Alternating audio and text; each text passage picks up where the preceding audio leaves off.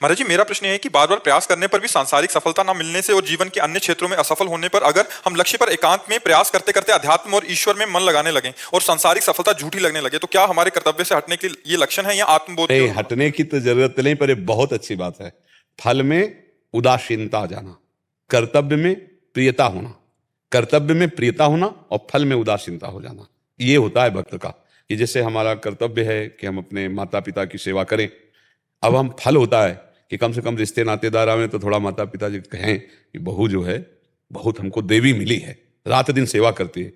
पर हो सकता है वो उल्टा बोल दे कि सेवा क्या करती है, ऐसा है वैसा है, निंदा करने लगे। अब अगर आप भक्त नहीं हैं तो आप उनके प्रति द्वेष का व्यवहार कर देंगे, और अगर आप भक्त हैं तो आपको लगेगा मेरा कर्तव्य है माता पिता सास ससुर की सेवा करना। अब उनका स्वभाव है वो निंदा करें। फल में उदासीनता या फल में समान भाव भक्त रखता है, कर्तव्य की प्रधानता रखता है, और अज्ञानी जीव फल की प्रधानता रखता है। अगर वो अपने कर्तव्य को करता है फल नहीं मिलता तो वो प्रतिकूल हो जाएगा, कर्तव्य के प्रतिकूल हो जाएगा। ऐसे ही हमें पूरे कर्तव्य में देखना है। हमारा मानव शरीर किस लिए मिला है? हम किसी की पत्नी है, किसी की बहन है, किसी की माँ है, ऐसे हम किसी के पति हैं, किसी के भाई हैं, किसी के पुत्र हैं, हम समाज का एक अंग हैं। हमारा कोई ना कोई रोल है, कोई ना कोई रोल है, सबका रोल है समाज का। हम अपने कर्तव्य का पालन करें, लेकिन कर्तव्य के फल पर सुख दुखे समय कृत्वा लाभा लाभो जया जय हो, सुख दुख में लाभ हानि में जय पराजय में समान भाव रखे तो हम भक्त हो जाएंगे, हम अध्यात्म की उन्नति पर पहुंच जाएंगे, ऊंचाई पर पहुंच जाएंगे। हम कभी दुखी नहीं होंगे, हम किसी का अपमान नहीं करेंगे, हम आनंदित रहेंगे।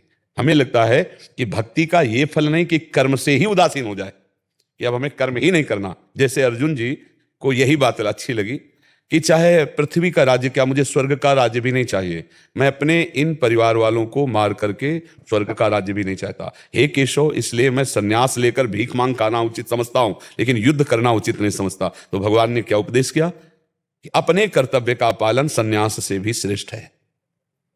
तुमको इस समय धर्म युद्ध आया है तो सन्यास लेने की बात नहीं सोचनी, तुम्हें युद्ध, और भगवान ने समझाकर पूरी गीता जी में 18 अध्याय फिर युद्ध प्रारंभ करवाया। तो भक्ति का स्वरूप क्या है? अपने कर्तव्य का पालन करना, परिणाम में समान रहना, चाहे वो परिणाम अच्छा आवे या बुरा आवे।